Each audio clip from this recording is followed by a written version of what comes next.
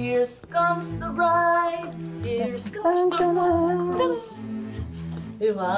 Ang ganda. Grabe yung mukha mo. Oo nga, para po kayong anghel na bumaba sa lupa. Totoo ba? Ay, opo, ma. Napakaganda niya talaga. Ay, asan nga pala si Nympha? Ay, oo nga po pala, madam.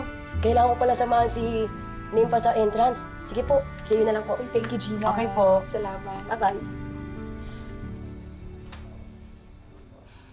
Ay, bakit para namang pumalungkot kayo at para naiiyak-iyak pa?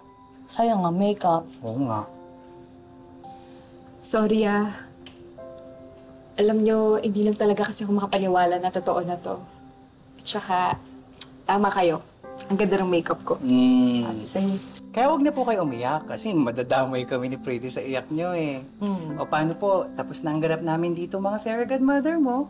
Si Sir Paeng naman po ang ayusan namin. Ay, siya, magkita na lang po tayo sa altar mamaya, ha? At tara na, be. Salamat, Maraming salamat. Alam mo, Ma'am Joanne, lahat po kami dito, happy para sa inyo, Sir Paeng. At saka siguro po kung nandito yung mga kaibigan mo, feeling ko happy rin sila para sa'yo. Matagal ko na iniisip na imbitahan yung mga kaibigan ko. Kaya lang, alam niyo, sikreto lang kasi itong kasal namin ni Paeng. Kailangan namin mag-ingat para hindi matuntunan ni Mama yung venue. Iwas lang kami sa gulo.